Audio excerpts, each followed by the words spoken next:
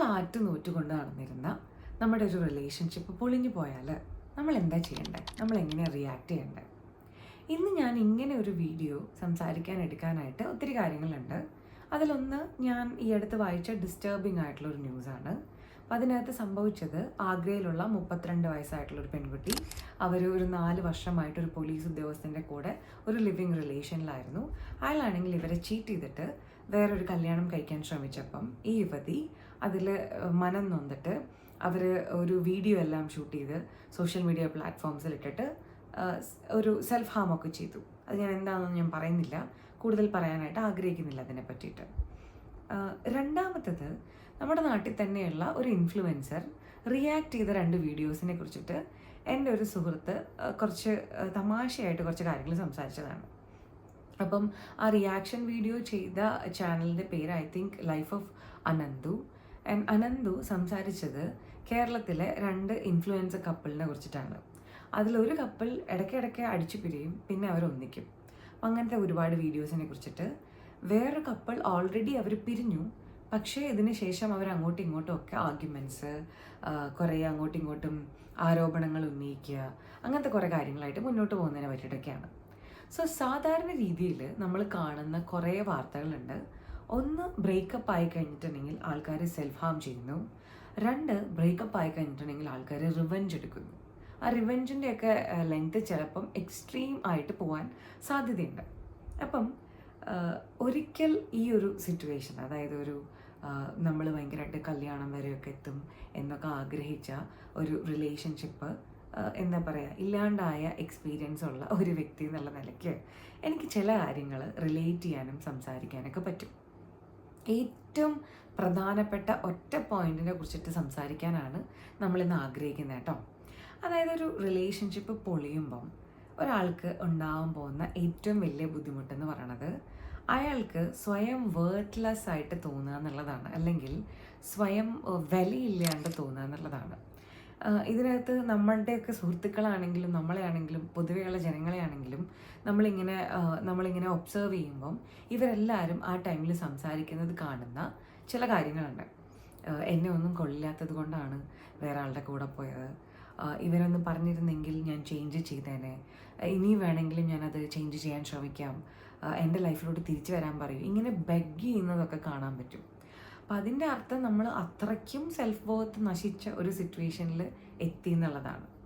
അപ്പം ഈ ഒരു സിറ്റുവേഷനിൽ എനിക്ക് എല്ലാവരോടും പറയാനുള്ളത്, ഞാനൊക്കെ ചെറിയ പ്രായത്തിൽ കേട്ട ഒരു കഥയാണ്. ഏറ്റവും ആദ്യം ആ ഒരു കഥ പറഞ്ഞിട്ട് തുടങ്ങാമെന്നാണ് ഞാൻ വിചാരിക്കുന്നത്. അപ്പം ആരോട് പറഞ്ഞതാണ് എന്നുള്ള കഥയൊക്കെ ഞാൻ മറന്നുപോയി, അല്ലെങ്കിൽ എക്സാക്ട് സിറ്റുവേഷൻ ഞാൻ മറന്നുപോയി. എന്നാലും കഥയിൽ സംഭവിക്കുന്നത് ഇങ്ങനെയാണ്. പണ്ട് നമ്മുടെ നാട്ടിൽ അറിയാലോ, ഈ ഗുരുകുല സമ്പ്രദായമൊക്കെയാണുള്ളത്. അപ്പം ഒരുപാട് കാലം ഗുരുവിൻ്റെ കൂടെ താമസിച്ച് വിദ്യ അഭ്യസിച്ചിട്ട് 2 ശിഷ്യന്മാർ ഗുരുവിൻ്റെ അടുത്ത് എന്താ പറയുക, യാത്രയൊക്കെ പറഞ്ഞ് അദ്ദേഹത്തിൻ്റെ ദക്ഷിണയൊക്കെ വെച്ച് അവരുടെ ഫ്യൂച്ചർ തപ്പി പോകാനായിട്ട് തീരുമാനിച്ചു. അപ്പോൾ ഈ തീരുമാനിച്ച സിറ്റുവേഷനിൽ ഈ കുട്ടികൾ പോയിട്ട് ഗുരുവിനോട് ചോദിക്കുകയാണ്, ഗുരുവേ, ഞങ്ങൾ എന്താണ് അങ്ങേക്ക് ദക്ഷിണയായിട്ട് തരേണ്ടത്, എന്ത് ചോദിച്ചാലും ഞങ്ങൾ ഗുരുദക്ഷിണയായിട്ട് തരുമെന്ന് പറഞ്ഞു. അപ്പോൾ അന്ന് ഗുരു ഇവരോട് പറഞ്ഞത്, നിങ്ങൾ ഇവിടെ നിന്ന് ഇറങ്ങി നടക്കുമ്പം ഒട്ടും ഉപകാരമില്ല എന്ന് തോന്നുന്ന, അല്ലെങ്കിൽ ജീവിതത്തിൽ ആർക്കും ഒരു ഉപകാരമില്ല എന്ന് തോന്നുന്ന ഏതെങ്കിലും ഒരു വസ്തു കാണുവാണെങ്കിൽ അത് മാത്രം എനിക്ക് കൊണ്ട് തന്നാൽ മതി എന്ന് പറയും. അപ്പോൾ കുട്ടികൾ വിചാരിക്കും, എന്താണ് ഇത്ര സില്ലി ആയിട്ടുള്ളൊരു കാര്യം ഗുരുനാഥൻ നമ്മളോട് പറഞ്ഞിരുന്നത്. എനിവേസ് അത് കിട്ടും എന്ന് കരുതിയിട്ട് ഇവരിങ്ങനെ തപ്പിക്കൊണ്ടിരിക്കും. അപ്പോൾ അവരങ്ങനെ പോകുമ്പം ഒരു മരത്തിൻ്റെ താഴെ കുറേ കരിയില ഇങ്ങനെ കിടക്കുന്ന കാണും. അപ്പോൾ ഇവർ വിചാരിക്കും, ഓക്കെ, കരിയിലയല്ലേ, ഇതുകൊണ്ട് ആർക്കും വലിയ ഗുണമൊന്നുമില്ല, ഇത് കുറച്ച് ഗുരുവിന് കൊണ്ട് കൊടുക്കാമെന്ന്. അങ്ങനെ അവർ ആ കരിയില പറക്കുന്ന സമയത്ത് ഒരമ്മൂമ്മ ഓടി വന്നിട്ട് ഇവരോട് പറയും, അയ്യോ മോനെ, അത് പറക്കി കൊണ്ടുപോയല്ലേ, ഈ ഇല വെച്ചിട്ടാണ്, ഇത് കത്തിച്ച് വെള്ളം ചൂടാക്കിയിട്ടാണ് ഞാൻ എൻ്റെ വീട്ടിലെ കാര്യങ്ങളൊക്കെ നടത്തുന്നതെന്ന്. അപ്പോൾ അവർക്ക് മനസ്സിലാവും കരിയിലയ്ക്ക് വിലയുണ്ടെന്ന്. അങ്ങനെ അവർ കുറച്ച് അങ്ങോട്ട് ദൂരോട്ട് പോകുമ്പോൾ കുറേ പുല്ലിങ്ങനെ നിൽക്കുന്നത് കാണും. അപ്പോൾ വിചാരിക്കും, ഓക്കെ, പുല്ലല്ലേ, ഇതിന് വലിയ ഗുണമൊന്നും ഇല്ലല്ലോ എന്ന് കരുതിയിട്ട് ഇവർ പുല്ല് പൊട്ടിക്കാൻ നിൽക്കുന്ന സമയത്ത് ഒരു അമ്മ ഓടി വന്നിട്ട് പറയും, അയ്യോ മക്കളെ, ആ പുല്ലൊന്നും പറിച്ചുകൊണ്ട് പോയല്ലേ, എൻ്റെ പശുവിനെ ഞാൻ ഇതാണ് തീറ്റിക്കുന്നതെന്ന്. അപ്പോൾ അതിനും ഒരു ഗുണമുണ്ടെന്ന് ഇവർ മനസ്സിലാക്കും. അങ്ങനെ ഇവർ ഉപകാരമില്ലാത്ത വസ്തുക്കൾ തപ്പി പോകും തോറും ഇവരൊരു കാര്യം മനസ്സിലാക്കും, എല്ലാ വസ്തുക്കൾക്കും ഒന്നല്ലെങ്കിൽ വേറെ ഒന്നെന്നുള്ള രീതിയിൽ ഒരു ഗുണമുണ്ടെന്ന്, അല്ലെങ്കിൽ ഉപയോഗമുണ്ട്, അവർക്ക് എല്ലാവർക്കും എന്തെങ്കിലും ഒരു വർത്ത് ഉണ്ടെന്ന്. അങ്ങനെ നിരാശരായിട്ട് ഈ കുട്ടികൾ തിരിച്ച് ഗുരുവിൻ്റെ അടുത്തെത്തിയിട്ട് ഗുരുവിനൊരു ഗുരുദക്ഷിണ തരാൻ ഞങ്ങൾക്ക് പറ്റുന്നില്ല, ഗുരു ചോദിച്ചതുപോലെ ഉപകാരമില്ലാത്തൊരു വസ്തു കണ്ടുപിടിക്കാനായിട്ട് ഞങ്ങൾക്ക് പറ്റിയില്ലെന്ന് ഇവർ ഗുരുവിനോട് പറയും. അപ്പോൾ ഗുരു ചിരിച്ചിട്ട് ഇവരോട് പറയും, മക്കളെ, നിങ്ങളൊരു കാര്യം മനസ്സിലാക്കിയല്ലോ, ഈ ഭൂലോകത്ത് ഒന്നും വില കുറഞ്ഞതായിട്ടില്ല, എല്ലാത്തിനും അതിൻ്റേതായിട്ടുള്ളൊരു പേർപ്പസ് ഉണ്ട്. നിങ്ങൾക്കും നിങ്ങളുടെ പേർപ്പസ് ഉണ്ട്, നിങ്ങളത് കണ്ടുപിടിക്കണം, നിങ്ങളത് മനസ്സിലാക്കണം. എപ്പോഴും ജീവിതത്തിൻ്റെ എല്ലാ പോയിന്റിലും എല്ലാവരെ കൊണ്ടും ഒന്നല്ലെങ്കിൽ മറ്റൊരു രീതിയിലുള്ള ഒരു ഗുണമുണ്ടെന്ന് നിങ്ങൾ മനസ്സിലാക്കണം. നിങ്ങളുടെ ഈ തിരിച്ചറിവാണ് എനിക്ക് നിങ്ങൾ തരുന്ന ഗുരുദക്ഷിണ എന്നൊക്കെ പറഞ്ഞിട്ട് സന്തോഷമായിട്ട് അവർ പിരിയും. സോ ഇത് ഞാനൊക്കെ ഭയങ്കര ചെറിയ പ്രായത്തിൽ കേട്ടിട്ടുള്ളൊരു കഥയാണ്. എനിവേയ്സ്, ആരത് പറഞ്ഞു തന്നാലും അവരോട് എനിക്ക് വലിയ നന്ദിയുണ്ട്. കാരണം സെൽഫ് വർത്ത് എന്ന് പറയുന്നതിൻ്റെ, അല്ലെങ്കിൽ എനിക്കൊരു വിലയുണ്ട് എന്നുള്ളതിൻ്റെ ഞാൻ കേട്ട ആദ്യത്തെ സ്റ്റോറി ഇതാണ്. അപ്പോൾ ഈ ഒരു സ്റ്റോറിയാണ് എനിക്ക് ഈ ഒരു റിലേഷൻഷിപ്പ് പ്രശ്നങ്ങളിൽ കൂടെ കടന്നു പോകുന്ന ആൾക്കാരോട് പറയാനുള്ള ആദ്യത്തെ കാര്യം. നിങ്ങൾക്ക് എല്ലാവർക്കും ഒരു വിലയുണ്ട്. ഒരാൾ നിങ്ങളുടെ ലൈഫിൽ നിന്ന് പോകുന്ന സമയത്ത്, അല്ലെങ്കിൽ ചിലപ്പോൾ അയാൾ ചീറ്റ് ചെയ്തിട്ടായിരിക്കാൻ പോകുന്നത്, ചിലപ്പോൾ അയാൾ ഭയങ്കര ഫൈറ്റൊക്കെ ചെയ്തിട്ട് ഇതൊന്നും മുന്നോട്ട് കൊണ്ടുപോകാൻ പറ്റില്ല എന്ന് പറഞ്ഞിട്ടായിരിക്കും പോകുന്നത്. എങ്ങനെ അത് ഇല്ലാണ്ടായാലും, ചിലപ്പോൾ നിങ്ങൾ മ്യൂച്വൽ അണ്ടർസ്റ്റാൻഡിങ്ങിൽ പിരിഞ്ഞതായിരിക്കാം, എങ്ങനെ പോയതാണെങ്കിലും നിങ്ങൾ ആദ്യം മനസ്സിലാക്കേണ്ടത് ഈ ഒരു റിലേഷൻഷിപ്പ് ഇല്ലാണ്ടായത് കൊണ്ട് വിലയില്ലാണ്ടാകുന്ന ഒരു വ്യക്തിയല്ല നിങ്ങൾ എന്നുള്ളതാണ്. നിങ്ങൾക്ക് നിങ്ങളുടേതായിട്ടുള്ളൊരു വിലയുണ്ട്. നിങ്ങളെക്കൊണ്ട് എന്തൊക്കെയൊക്കെയോ ഗുണങ്ങൾ ഈ ഒരു ലോകത്തിനുണ്ട്. കുറഞ്ഞ പക്ഷം ഒരാൾ ഒരു ഗ്ലാസ് വെള്ളം എടുത്ത് കൊടുക്കാൻ പറഞ്ഞാൽ അതെങ്കിലും നിങ്ങൾക്ക് ചെയ്യാൻ പറ്റുന്നില്ലേ? അപ്പോൾ അതൊരു ഹെൽപ്പല്ലേ? സോ നിങ്ങളുടെ ലൈഫിനെ കൊണ്ട് വിലയുണ്ട്. ആ വില നിങ്ങൾ മനസ്സിലാക്കിയിട്ട് നിങ്ങളത് എക്സിക്യൂട്ട് ചെയ്യാൻ ശ്രമിക്കുക. ഒപ്പം തന്നെ ഒരാൾ നമ്മളടുത്തൊക്കെ നിന്നെ കാണാൻ കൊള്ളില്ല, നിൻ്റെ ഇവിടെയൊക്കെ ജീവിക്കാൻ പറ്റില്ല, ഇങ്ങനെയൊക്കെ പറഞ്ഞു എന്ന് കരുതി നമ്മളൊരു മോശം വ്യക്തിയാണെന്ന് കരുതിയിട്ട് ഒരിക്കലും ഒരു മോശം തീരുമാനം എടുക്കരുത്. ഒരാൾ നമ്മളോട് എങ്ങനെ പെരുമാറണം എന്നുള്ളത് അയാളുടെ ക്യാരക്ടറിൻ്റെ സെൽഫ് റിഫ്ലക്ഷനാണ്. അപ്പം നമ്മൾ ഒരു ബ്രേക്കപ്പിന് ശേഷം ഒരിക്കലും റിവെഞ്ച് എടുക്കാനോ സെൽഫ് ഹാം ചെയ്യാനോ ഒന്നുമല്ല പോകേണ്ടത്. നമ്മൾ ചിന്തിക്കണം. ആ സമയത്ത് നമ്മൾ ചിന്തിക്കണം, സപ്പോസ് നമ്മൾ പിരിഞ്ഞ സമയത്ത് അയാൾ നമ്മളോട് പറഞ്ഞ നമ്മളെക്കുറിച്ചിട്ടുള്ള കംപ്ലയിൻസിൽ എന്തെങ്കിലും കാര്യമുണ്ടോ എന്ന് നോക്കാം. ഇപ്പം ചിലപ്പോൾ അവർ നമ്മളോട് പറയും നമ്മൾ ഭയങ്കര അനോയിങ് ആണ്, നമ്മൾ പ്രൈവറ്റ് സ്പേസിലോട്ടൊക്കെ കയറി ചെല്ലുന്ന ആൾക്കാരാണ്, ഇങ്ങനെയൊക്കെ പല കാര്യങ്ങളും പലരും പറയും. ഇതൊക്കെ ഞാൻ പലയിടത്തു നിന്നും കേട്ടിട്ടുള്ള എക്സാമ്പിൾസ് പറയുന്നതാണ് കേട്ടോ. അപ്പം ഇതൊക്കെ കേൾക്കുന്ന സമയത്ത് നമ്മൾ സ്വയം വിലയിരുത്താം. ഓക്കെ, ഈ റിലേഷൻഷിപ്പിൽ ഞാൻ ഏതെങ്കിലും പോയിന്റിൽ ഒരു ട്രബിൾ മേക്കർ ആയിരുന്നോ, ഇങ്ങനത്തെ പ്രശ്നങ്ങൾ എനിക്കുണ്ടായിരുന്നോ എന്ന് സ്വയം ചിന്തിക്കാം. ചിലപ്പോൾ ചിന്തിക്കുമ്പോൾ നമുക്ക് ആൻസർ കിട്ടും, ശരിയാണ്, ഞാൻ ഇങ്ങനത്തെ കുറച്ച് പ്രോബ്ലംസ് ക്രിയേറ്റ് ചെയ്യുന്നൊരു വ്യക്തിയാണ്, അത് ഞാൻ കറക്റ്റ് ചെയ്യേണ്ടതായിട്ടുണ്ട് എന്നൊരു മെസ്സേജ് നമുക്ക് കിട്ടും ചിലപ്പോൾ. അപ്പം അങ്ങനെയാണെങ്കിൽ നമ്മളതൊക്കെ മാറ്റിയിട്ട് കുറേ കൂടെ മെച്ചപ്പെട്ട ഒരു പേഴ്സൺ ആവാനായിട്ട് ശ്രമിക്കുക. രണ്ടാമത്തത്, ഇതിൻ്റെ ഒരു പ്രോസ് ആൻഡ് കോൺസ് എഴുതുന്ന സമയത്ത് നെഗറ്റീവായിട്ട് നമുക്ക് എന്തൊക്കെ റിലേഷൻഷിപ്പിൽ ഫീൽ ചെയ്തിട്ടുണ്ടായിരുന്നു നോക്കാം. ഒരു പക്ഷേ നമ്മുടെ പാർട്ട്ണർ നമ്മളെ ഒരു കാലത്തും മര്യാദയ്ക്ക് റെസ്പെക്റ്റ് ചെയ്തിട്ടില്ലാത്ത ഒരാളായിരിക്കും. ഒരു പക്ഷേ അയാൾ നമ്മളെ ഭയങ്കരമായിട്ട് മുതലെടുത്തിട്ടുള്ളൊരു വ്യക്തിയായിരിക്കും. ഒരു പക്ഷേ അയാൾ ഈ പറഞ്ഞതുപോലെ ഇടയ്ക്ക് ചീറ്റിങ്ങോ അല്ലെങ്കിൽ നുണ പറയലോ ഒക്കെ പോലെയുള്ള കുറേ റെസ്പെക്റ്റ്ലെസ് ആയിട്ടുള്ള കാര്യങ്ങൾ ചെയ്തിട്ടുള്ളൊരു വ്യക്തിയായിരിക്കും. എന്നിട്ടും ഇയാളുടെ ഇഷ്ടത്തിൻ്റെ പുറത്ത് നമ്മളതിൽ ഹോൾഡ് ഓൺ ചെയ്തു പോയതായിരിക്കും. ഇങ്ങനെയൊക്കെ ആണെങ്കിൽ ആ റിലേഷൻഷിപ്പ് എൻഡ് ചെയ്തത് എന്തുകൊണ്ടും നന്നായി എന്ന് വേണം നിങ്ങൾ കരുതാനായിട്ട്. അപ്പം at the end of the day ഞാൻ പറഞ്ഞു വരുന്നത്, ഒരു റിലേഷൻഷിപ്പ് നശിക്കുന്നതിന് എന്തെങ്കിലുമൊക്കെ തരത്തിലുള്ളൊരു കോൺട്രിബ്യൂഷൻ നമ്മുടെ ക്യാരക്ടറിൽ നിന്ന് ഉണ്ടായിട്ടുണ്ടെങ്കിൽ അത് നശിച്ച് കഴിഞ്ഞതിന് ശേഷം എന്തായാലും അതിലോട്ട് തിരിച്ചു പോക്കില്ല. അപ്പോൾ നമ്മൾ അത് പറഞ്ഞ് കരഞ്ഞിട്ട് കാര്യമൊന്നുമില്ല. അപ്പോൾ നമ്മൾ ആ ഒരു പ്രശ്നങ്ങളെ നമ്മൾ കറക്റ്റ് ചെയ്യാനായിട്ട് നോക്കുക, കൂടുതൽ മെച്ചപ്പെട്ട ഒരു പേഴ്സൺ ആവാൻ ശ്രമിക്കുക.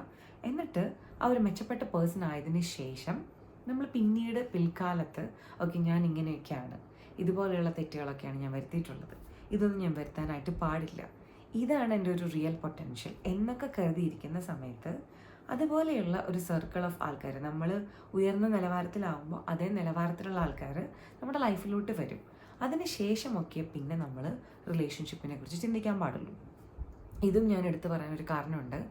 പല ആൾക്കാരും ഒരു റിലേഷൻഷിപ്പ് പൊളിയുമ്പം അതിനുള്ളൊരു റിവെഞ്ച് എന്നുള്ള രീതിക്ക്, അല്ലെങ്കിൽ മറ്റേ ആളിനോടുള്ള ഒരു റിവെഞ്ച് എന്നുള്ള രീതിക്ക് പെട്ടെന്ന് അടുത്ത ഒരു റിലേഷൻഷിപ്പിലോട്ട് ജമ്പ് ചെയ്യും.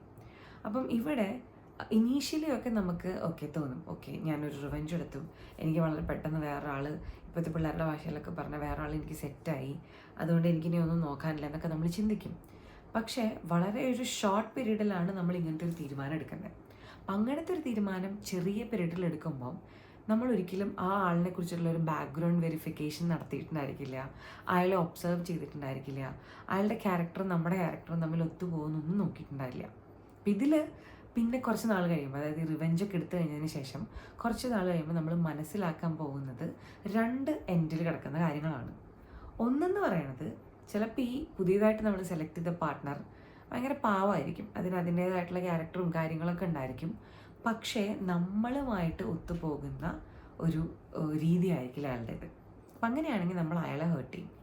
ഇനി രണ്ടാമത്തെ ഒരു ചാൻസ് എന്ന് പറയുന്നത്, ഇയാൾക്ക് ഒരുപാട് പ്രോബ്ലംസ് ഉള്ള കുറച്ച് ടോക്സിക് ആയിട്ടുള്ളൊരു മനുഷ്യനായിരിക്കും.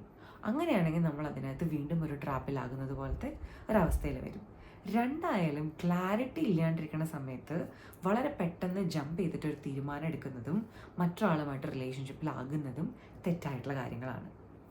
അപ്പോൾ എപ്പോഴും നമുക്കൊരു റിലേഷൻഷിപ്പ് ബ്രേക്കപ്പ് ആവുന്ന സാഹചര്യം ഉണ്ടായാൽ സെൽഫ് റിഫ്ലക്ഷൻ നടത്തുക, നമ്മളെ തന്നെ കുറച്ചുകൂടെ ബെറ്റർ ആക്കുക, നമുക്ക് വേർത്ത് ഉണ്ട് എന്നുള്ളൊരു കാര്യം തിരിച്ചറിയുക, എന്നിട്ട് കൂടുതൽ നല്ല രീതിയിൽ ജീവിക്കാനായിട്ട് ശ്രമിക്കാം.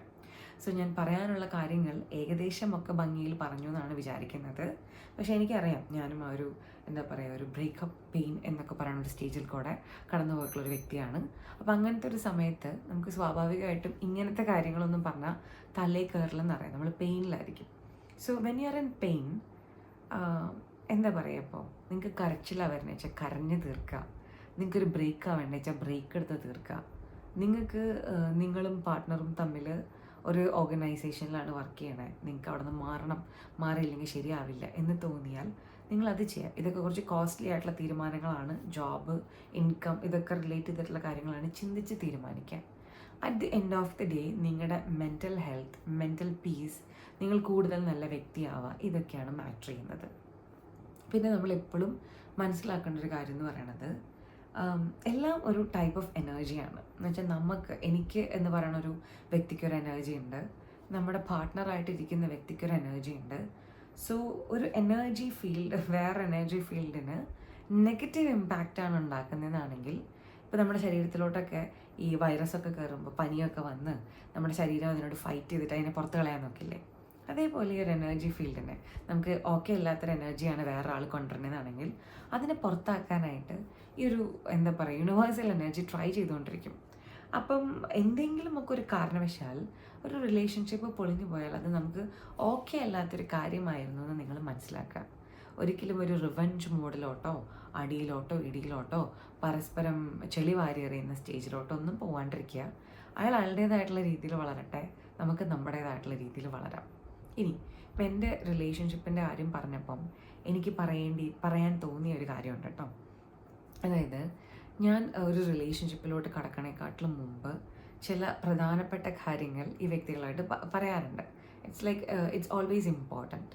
എന്നെ സംബന്ധിച്ചിടത്തോളം കമ്മ്യൂണിക്കേഷൻ, പരസ്പരമുള്ള റെസ്പെക്റ്റ്, അതേപോലെ തന്നെ ക്ലാരിറ്റി, ഇതെങ്ങോട്ടാണ് പോകുന്നത്, എവിടേക്കാണ് നമ്മൾ പോയിക്കൊണ്ടിരിക്കുന്നത്, എന്താണ് നമ്മുടെ ഫ്യൂച്ചർ പ്ലാൻസ്, ഇങ്ങനത്തെ കാര്യങ്ങളെക്കുറിച്ചിട്ടുള്ള ക്ലാരിറ്റി, ഈ 3 കാര്യങ്ങളും എനിക്കെപ്പോഴും ഇമ്പോർട്ടൻ്റ് ആണെന്ന് ഞാൻ ആൾക്കാരോട് പറയാറുണ്ട്. അത് ഇപ്പം ഒരു ഒരു റൊമാൻറ്റിക് റിലേഷൻഷിപ്പിൽ മാത്രമല്ല, അത് ഒരു കൊലീഗുമായിട്ടുള്ളൊരു വർക്ക് റിലേഷൻഷിപ്പിലും, അതേപോലെ തന്നെ ഫാമിലി ആയിട്ടുള്ള റിലേഷൻഷിപ്പിലും, എന്തിനേറെ പറയണേ ഇന്ത്യയും ഇറാനും തമ്മിലുള്ള റിലേഷൻഷിപ്പിൽ പോലും ഈ കാര്യങ്ങൾ ഇമ്പോർട്ടൻ്റ് ആണ്. അപ്പോൾ ഇത് നമ്മൾ പ്രോമിസൊക്കെ ചെയ്തിട്ട് തുടങ്ങിയിട്ട്, അല്ലെങ്കിൽ ഇത് നമ്മൾ ഒബ്സർവ് ചെയ്ത് തുടങ്ങിയിട്ട് ഒരു പോയിന്റ് കഴിയുമ്പോൾ ഇതൊന്നും ഉണ്ടാവുന്നില്ല ആ റിലേഷൻഷിപ്പിൽ നിന്ന് കാണുകയാണെങ്കിൽ നമ്മളത് അഡ്രസ്സ് ചെയ്യുക. ഓക്കെ, ഇങ്ങനത്തെ കുറേ പ്രോബ്ലംസ് ഇവിടെ നടക്കുന്നുണ്ട് കേട്ടോ, ഒന്ന് അഡ്രസ്സ് ചെയ്യുക. എന്നിട്ട് നമ്മൾ ഒബ്സർവ് ചെയ്യുക, ആ ആൾ ഇത് മാറ്റാൻ തയ്യാറാവുന്നുണ്ടോ, അതേപോലെ തന്നെ ഈ പറഞ്ഞ പോലെ നമ്മളും ആ ആളിനെ ഒരു മാനസിക പരിഗണനയിൽ കാണുന്നുണ്ടോ എന്നൊക്കെ നമ്മൾ ഒബ്സർവ് ചെയ്യുക.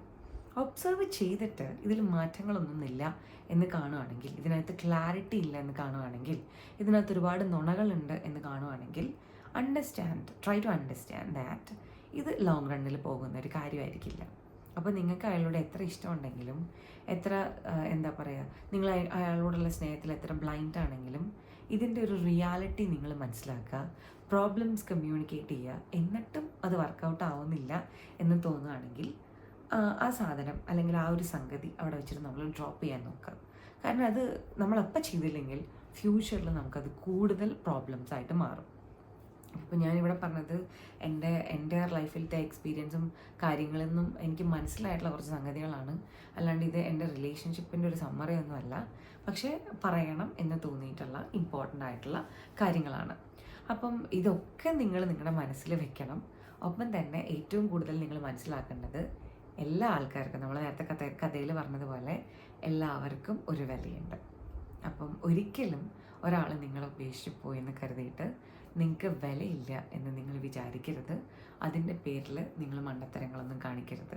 ഞാനീ പറഞ്ഞതുപോലെ എന്താ പറയുക, ഒരു ദിവസം ഒരു പക്ഷേ നിങ്ങൾക്ക് വിശന്ന് വലിഞ്ഞിരിക്കണ ഒരാൾക്ക് ഒരു ഫുഡ് മേടിച്ചു കൊടുക്കാൻ പറ്റുമായിരിക്കും. അല്ലെങ്കിൽ നിങ്ങൾക്ക് വേണമെങ്കിൽ ഒരാൾക്ക് വേണ്ടിയിട്ട് വേറെ ആളോട് സംസാരിക്കാൻ പറ്റുമായിരിക്കും. നിങ്ങളുടെ കൊളീഗ് ഒരു പ്രോജക്റ്റ് ചെയ്യാൻ കഷ്ടപ്പെടുകയാണെങ്കിൽ 1-2 അഡ്വൈസ് കൊണ്ട് അയാളെ സഹായിക്കാൻ പറ്റുമായിരിക്കും. ഇങ്ങനെയുള്ള കുഞ്ഞു കാര്യങ്ങളെ കൊണ്ടൊക്കെ നമുക്ക് വേറെ ആൾക്കാർക്ക് ഗുണം ചെയ്യാൻ പറ്റും. അതായത് അങ്ങനെ ഗുണം ചെയ്യാൻ പറ്റുന്ന ഒരു സോളാണ് നമ്മൾ. സോ നമുക്കൊരു വേർത്ത് ഉണ്ട്. ഇത് ഭയങ്കര സിമ്പിളായിട്ട് ഞാൻ പറഞ്ഞതാണ്, ഇതൊന്നും അല്ല, ഇതിൻ്റെ അപ്പുറത്താണ് സെൽഫ് വർത്ത് എന്ന് പറഞ്ഞൊരു കാര്യം കിടക്കുന്നത്. So try to understand that നമുക്കെല്ലാവർക്കും വിലയുണ്ട്. അതുകൊണ്ട് നിങ്ങളിപ്പം നിങ്ങളുടെ ജീവിതത്തിൽ പെയിൻഫുള്ളായിട്ടുള്ള ഒരു സിറ്റുവേഷനിൽ കൂടെ ഒരു റിലേഷൻഷിപ്പിനെ ചൊല്ലി കടന്നു പോവുകയാണെങ്കിൽ നിങ്ങൾ ഒരിക്കലും നിങ്ങളെ വില കുറച്ച് കാണരുത്.